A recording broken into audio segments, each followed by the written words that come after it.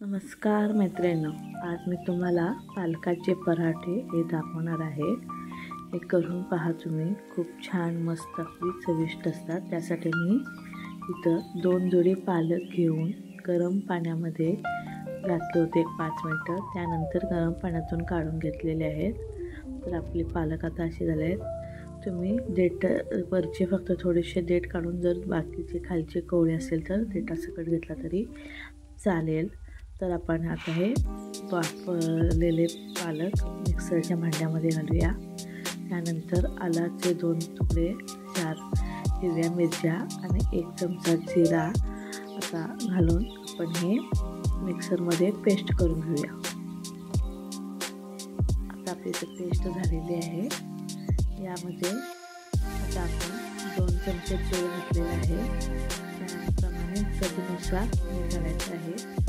पीठ घालणार आहे त्यामुळे मीठचं प्रमाण जरासं जास्त घालायचं आहे। गव्हाचं पीठ घालायचं आहे याच्यामध्ये।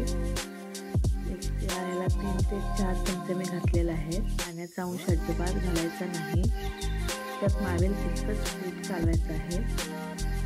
बघत असाल तुम्ही इथं पीठ चालवत आहे मी आता फक्त गव्हाचं पीठ घेतलेलं आहे। चपातीला जे आपण पीठ घेतो ते गव्हाचं पीठ आहे।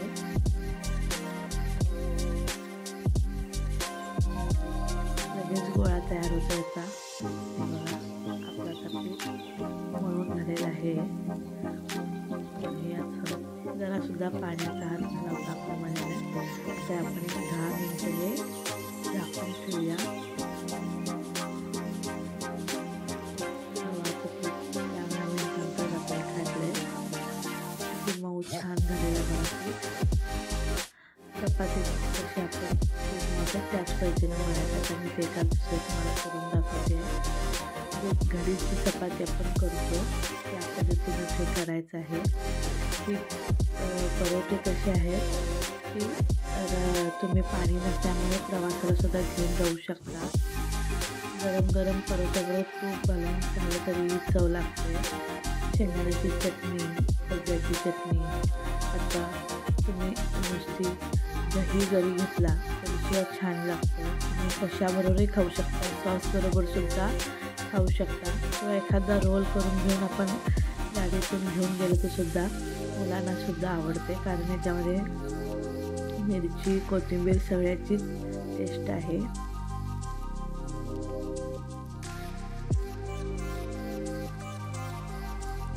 बघत असाल मी तूच करत आहे कशी चपाती आपण कसं सेम लाटतो त्याच पद्धतीनं लाटायचं आणि त्याच पद्धतीनं भाजायचं आहे। तर आपली छान अशी परोठा असा भाजून निघालेला आहे। हा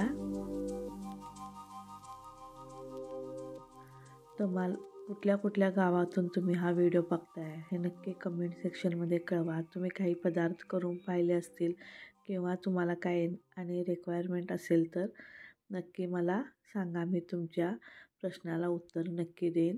कमेंट सेक्शनमध्ये नक्की आवर्जून कळवा। हे बघा हे पण आपण दुसरी पण आता आपण केलेली आहे।